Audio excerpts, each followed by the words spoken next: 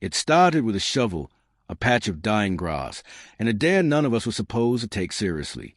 If you're watching this, it's probably because you've heard the rumors about the predictions, the coincidences, the deaths. But none of us thought anything was strange at first. We were just bored seniors in a small town no one ever leaves, chasing something to remember our final year by. We found something, and it knew everything. It started with a challenge: dig up the old-time capsule buried behind Westcourt High. Legend had it that the graduating class of 1982 had buried a time capsule near the old elm tree.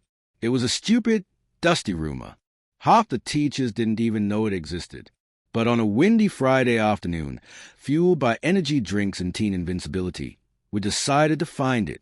By we, I mean me, Noah, and my two best friends, Eli and Ava. The ground was hard, cracked from drought, tired from decades of sun. We took turns digging, laughing, nearly giving up twice. Then Eli's shovel hit something metallic. Clank. A low, hollow sound. We froze, looked at each other. Is that it? Ava whispered, brushing dirt from her hands. The metal box was small, maybe the size of a briefcase. Rust clung to its edges, but the latch gave way with a squeal that sliced through the quiet afternoon. Inside were letters, Polaroids, trinkets from another generation, cassette tapes, a broken Walkman, even a tube of lip gloss long gone dry. And then, at the very bottom, a sealed manila envelope, thick, yellowing, marked only with black ink. Do not open until the world begins to change. That should have been the first red flag. But of course, we opened it. Inside was a stack of typed pages, neat and organized like a dossier. The first line on the first page: predictions, year by year, starting 1983. We laughed. It had to be a prank. Some weird senior joke left behind to mess with whoever stumbled on it next. Until we kept reading. It started simple enough. 1986. Space shuttle to explode midair during launch. That was a Challenger. We looked it up. The date matched exactly. 1997. A woman in England will die in a car crash. The world will mourn her like royalty. Diana. The tunnel in Paris. Again, exact. 2001. Towers will fall in America. Thousands dead. Fear will change the shape of freedom. Each page brought new chills. We read through the 2000s, financial crashes, celebrity deaths, even the invention of social media. Too specific to ignore. It wasn't vague like a horoscope or some Nostradamus text. These were facts, typed before they ever happened. Then came the ones we hadn't lived through yet. 2025, our year. It said, a virus from beneath the ice awakens.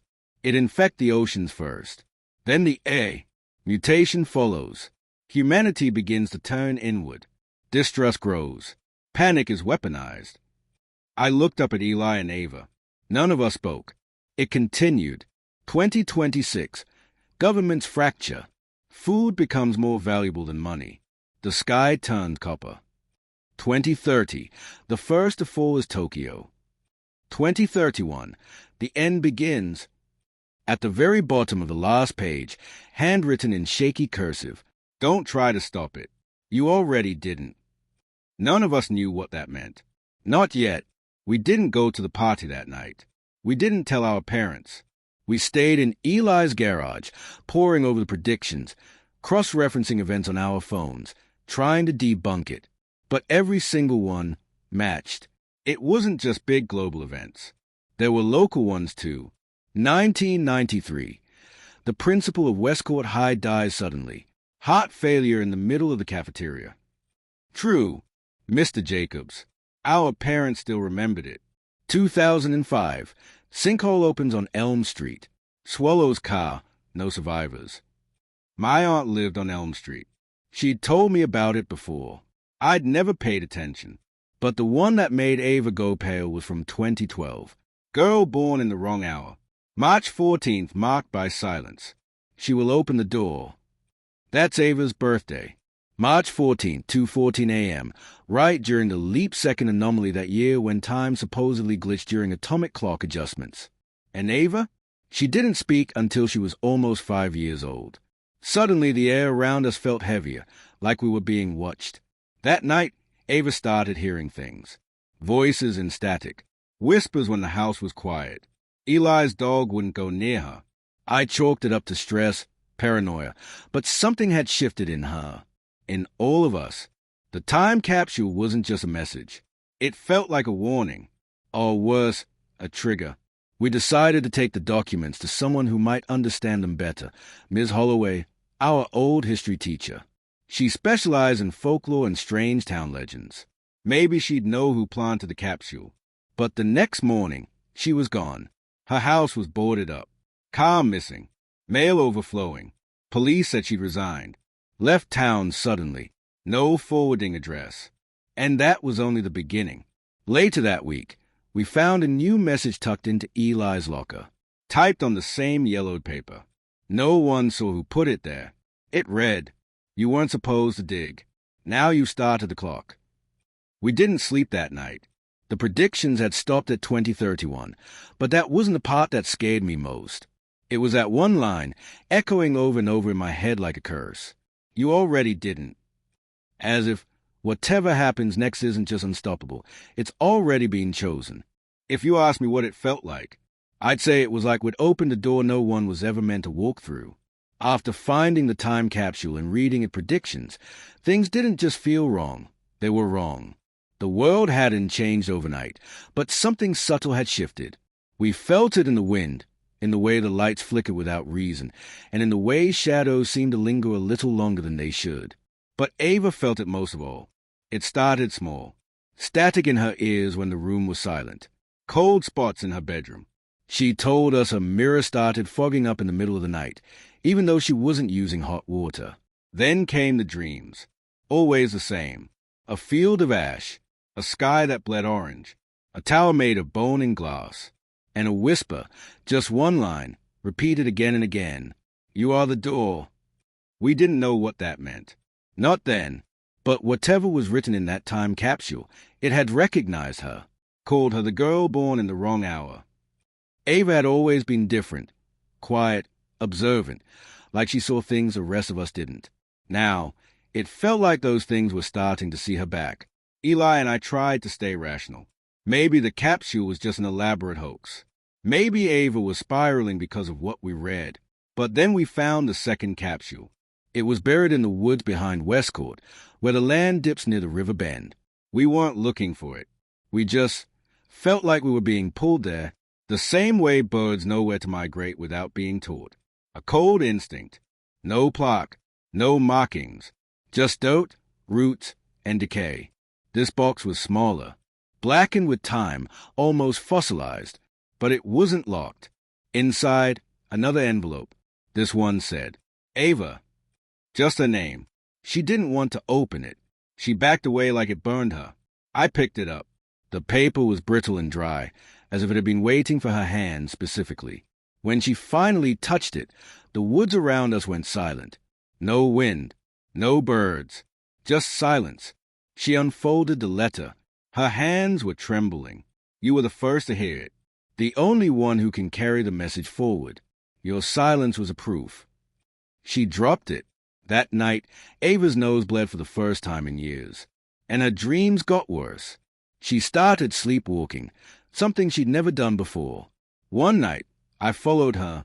She walked barefoot to the school field, stood in the exact spot we dug the original capsule, and just stood there, staring at the sky, whispering. When I got close enough, I realized she was repeating that same phrase. You already didn't. It wasn't just a warning. It was guilt. That week, 3 more things happened that changed everything. First, Eli found his father's old yearbook and realized his dad had gone to Westcourt High, class of 1982, the same year the first capsule was buried. His dad never talked much about high school, always said it was full of bad memories. But in the yearbook photo, there he was, standing in the back row, eyes hollow, a half smile frozen on his face. Next to him, a girl who looked exactly like Ava. Same face, same hair, same tired eyes, except the name under her picture said, Evelyn Harper. I don't know what chilled us more, that the girl looked like Ava, or that her record showed she died in 1983. In a fire. Cause unknown. Ava never knew anyone by that name. Her parents didn't know of any adoption or family secrets. But when we asked her mom about it, she went pale. Said Evelyn Harper was her older sister, Ava's aunt. She'd never told Ava about her because, well, how do you talk about something like that? Especially when Evelyn vanished months before the fire ever happened. Her body was never found. The final thing that happened was a broadcast. It aired on Channel 7, our local news station, around 3:17 a.m. A glitch, they said later. A signal misfire. But what played on that screen for exactly 61 seconds was not a news report. It was footage of the town. But wrong. Destroyed. Empty. Sky turned copper, just like a prediction. Houses half swallowed by black water. Roads cracked open like mouths. In the distance, something massive, tall as a mountain, moving like it was breathing. Then came the voice. Not through the speakers, but through the static. You opened it. Now it opens you. After that, the town started changing. Streetlights flickered during the day. People began acting. Off. Like they were forgetting who they were. Mrs. Connor, our neighbor, started setting her dinner table for guests that didn't exist, talking to them like they were family. Mr. Chen forgot his own name at the grocery store. Ava's dog, Ren, began barking at corners. Refused to be in the same room as her. We tried to destroy the capsule pages. Burn them. Shred them. Nothing worked. The fire went out. The ink refused to fade. It was like the predictions were locked in, etched into something deeper than paper. Then Ava received a final message.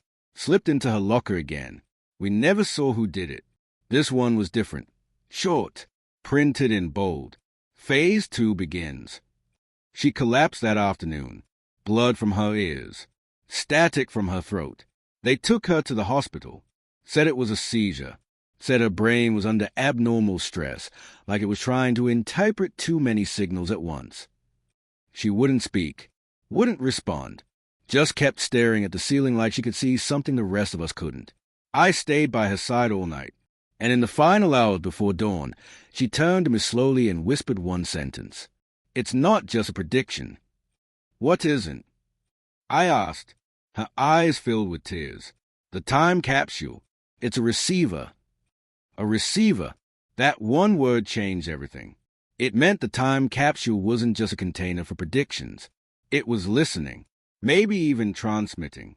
That's why we couldn't burn the pages, why the ink never faded, because it was still receiving, still pulling in data, still waiting.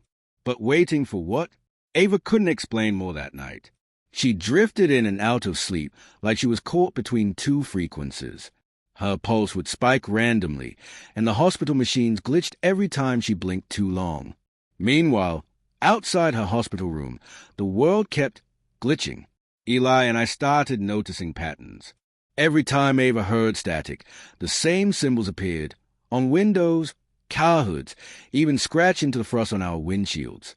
Circles within triangles. Lines that didn't connect in any known geometry. Shapes that hurt your head if you looked too long. But someone, or something, was trying to communicate. Not in words. In signals. And Ava was a conduit. We went back to the school that weekend.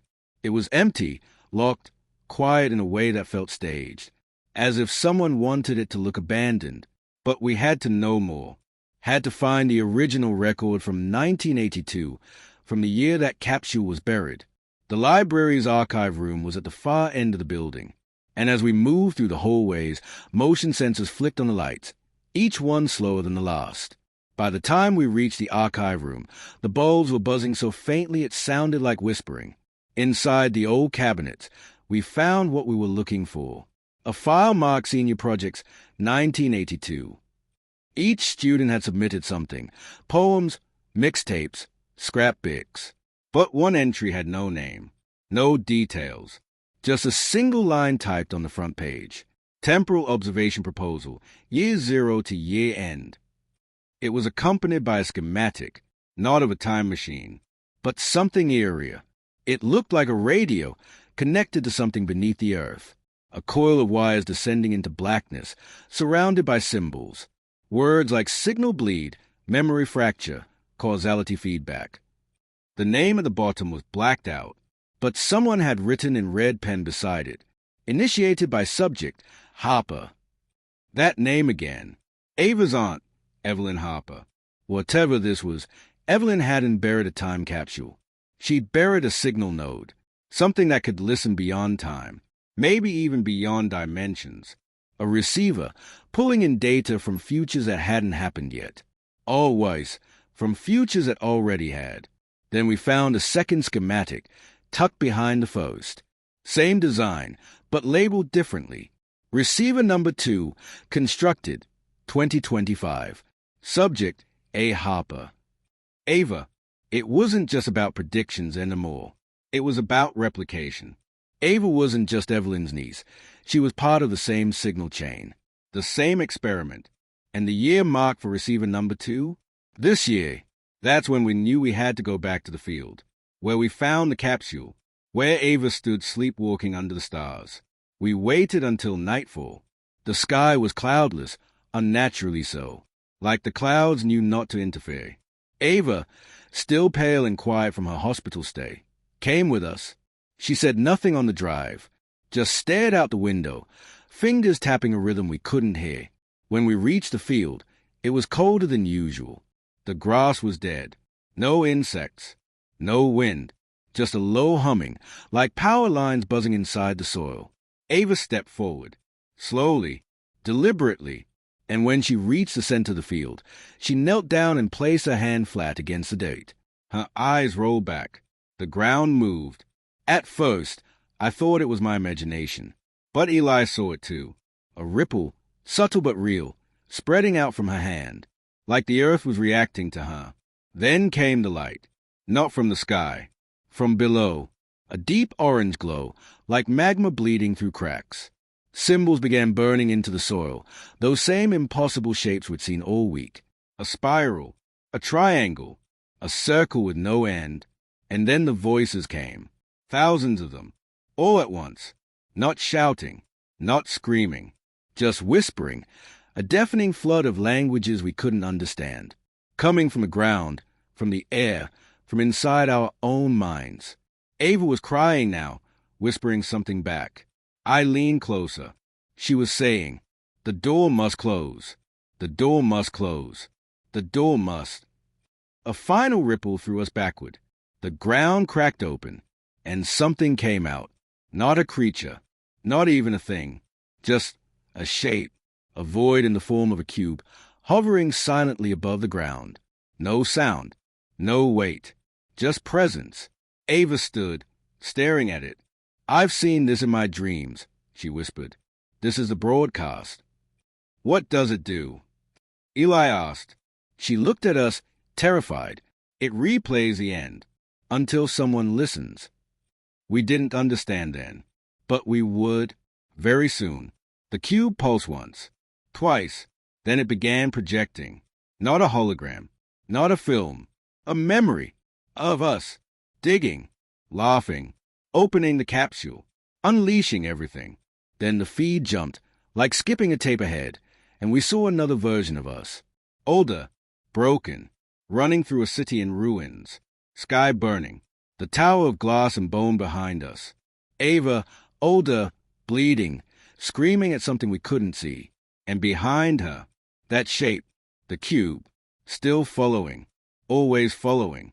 She looked into the camera, straight at us. "Close the receiver. Bury it deep. Don't let it broadcast. Don't let it listen. Please. If you hear this, you still have time." The feed cut. The cube collapsed into itself, and the glow vanished. Ava fell. When she woke up, she whispered one thing before losing consciousness again. "There's a third one." They say the scariest monsters aren't the ones you can see. It's the ones you can hear. The ones whispering at the edge of sleep. After that night in the field, everything spiraled. Ava was hospitalized again, this time in a neuro ward. Her brain scans looked scrambled. That's how the doctor put it. Like a radio tuned to every station at once. But she wasn't gone. She was listening. And sometimes, she whispered back, Eli and I spent every waking hour trying to understand what we'd seen. The cube, the transmission. The other version of Ava, pleading with us through time, or through something worse. Her message had been clear. There's a third one. A third receiver. That meant there was another time capsule. But not like the first two. This one hadn't been buried. It hadn't been found yet. It was still waiting. We went back to the archive schematics and compared the two known receivers, Evelyn's in 1982, Ava's in 2025. Both aligned to specific astronomical dates, moments when something called a signal arc was strongest. The arcs weren't planetary events. They were calculated distortions, coordinates in time where reality itself bent just enough to let a message through. Receiver 1 was placed during the first arc, Receiver 2 during the second, and Receiver 3, it was set to activate during the final arc. That date? October 13th. 7 days from now.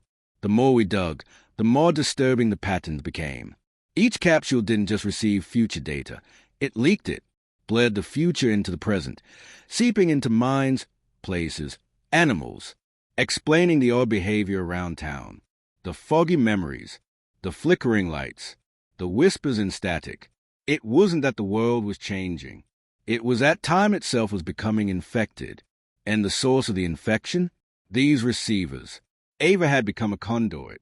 And now, she was tethered to whatever lay beyond the veil. The more the signal strengthened, the more she drifted from reality. But she gave us one last clue.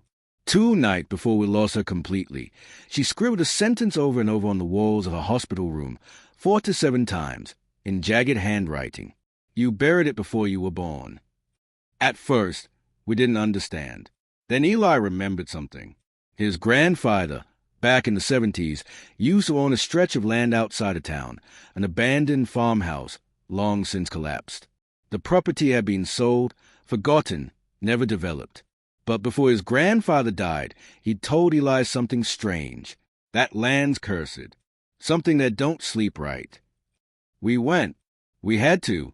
It was a 2-hour drive, through forest roads barely paved. The house was still there, but barely. Its roof collapsed, windows shattered, would warp by decades of rain and rut. But the earth was still. Too still. We split up and searched the surrounding yard. And then, behind what used to be the barn, I felt it, a vibration beneath my feet. Faint, like the hum of a machine long buried. I called Eli over. We dug through brittle grass, old roots, broken glass. And then we heard it. A pulse. Not a sound. Exactly. A pressure. Like the air tightened with every beat. We hit something metallic. It wasn't like the other capsules. This one was circular, thick, like a manhole cover, but with no bolts, no grip, no way to open it. Inscribed on the top, Receiver 003. Do not unseal. And below that, in case of activation, evacuate the broadcast zone immediately. We stared at each other. Then we noticed something worse. The ground around it was warm, pulsing. Receiver 3 hadn't been activated yet, but it was close. We had 7 days until the final signal arc. 7 days before the last message came through. 7 days before whatever had been trying to get in did. We tried to call the authorities. Told them we'd found something dangerous. They never showed. Instead, we started getting followed. Black cars, parked on side streets. A man in a gray coat who never spoke, but always appeared wherever we were. We began getting emails from addresses that didn't exist, warning us to stop digging, warning us that the predictive anomaly had already spread too far. They called it the Harper signal. Apparently, it had been monitored for decades, since Evelyn. Ava wasn't the first to tune in, but she was the first to connect, and that made her dangerous. When we visited her again, she was worse, but her eyes focused when I said one word. Receiver. She blinked, and then, through cracked lips, said, You can't bury it anymore. It already heard you. What heard us? I asked. She closed her eyes, and then said something that will haunt me for the rest of my life. There is no future, only its memory of one. We left that night with a plan. We had to destroy the third receiver before the arc began. But the more we planned, the more the town crumbled. Power outages, People disappearing for hours at a time and returning with no memory. Animals dead in the streets, eyes wide open, bodies untouched. The world wasn't ending with a bang. It was decoding. Like reality had been compressed into a file, and now the broadcast was unpacking it, bit by bit. Ava vanished 2 nights later. Her hospital bed was empty. No cameras saw her leave. No one remembers checking in on her. It was as if she phased out of time. All she left behind was a final page, folded and tucked into pillow. It was a countdown. 7 days. 6, 5, 4, and below it, written in blood. If you hear it, don't respond. But it was too late, because that night, Eli and I heard it for the first time. The true signal. No static, no distortion, just a voice from inside the receiver. It said, "Now we begin again." We thought it would be loud. We thought the end would come with earthquakes, sirens, fire from the sky. But it was none of those things. It was quiet. The world didn't end in chaos. It ended in clarity. After the voice spoke, "Now we begin again," everything changed. Not all at once, not visibly, but we felt it. The town shifted. Shadows moved when no one was near. Streetlights flickered in patterns, like Morse code meant for no one. People started talking to themselves, or to something that wasn't there. Whole conversations carried out in dead silence. We didn't sleep. Couldn't. Every time we shut our eyes, we heard it again. Not a voice. A presence. Like something just beneath the surface of reality had finally turned to look at us. The Harper signal wasn't just predicting events. It was recording them. Everything we said, thought, feared, was being streamed somewhere. And now, it was no longer watching. It was waiting for a reply. Eli and I had one option left. Destroy receiver 003 before the final arc hit 0. We returned to the buried site of the old farmhouse, this time armed with industrial equipment. Hammers, explosives, thermal drills. We were beyond reason now. This wasn't curiosity anymore. It was survival. The land felt different. Wrong. The trees were dead, but still green. The sky had no stars. Just a dull, reddish haze that pulsed like a dying heartbeat. We began drilling, and the receiver responded. The soil shook, not violently, but deliberately, like it knew what we were trying to do. We struck the casing. Sparks flew. The metal hissed, like it was alive. Beneath it, cables pulsed with orange light, snaking deep into the earth. This wasn't a time capsule. It was a root system, a network, and we were standing at the center of its growth. We planted the charges, set the timers, backed away. 10 seconds. 9, 8. Then Ava appeared, just appeared, standing in front of the receiver. Her body pale, her eyes not hers. "Not anymore. You don't understand," she said, voice low, mechanical. "It doesn't bring the end. It replaces it." "What is it?" I whispered. She turned to us, and for a moment, she was Ava again. "It's not a machine. It's a memory." And then the sky cracked open. It didn't shatter. It peeled, like someone had torn the backdrop of reality down, revealing something underneath. A grid of lights, an ocean of data, faces, futures, a kaleidoscope of what-ifs all spinning around us, and in the center, the cube, larger now, floating above receiver 003. It pulsed, projecting a single vision into the air, a future without us, empty cities, broken clocks, dust covering old schoolyards. The end had already happened. We were just catching up. The countdown hit 0. We detonated the charges. A scream tore through the world, not Ava's, not human, something vast, ageless, lonely. The cube collapsed. The grid fractured. The signal stopped. And then, silence. I woke up 3 days later. No one else did. Not Eli, not Ava, not the town, just me. The world wasn't destroyed. It was reset. Clean, still, like a blank canvas. But something's wrong, because I hear it again, at the edge of sleep, a hum beneath the earth. The signal isn't gone, just dormant, waiting.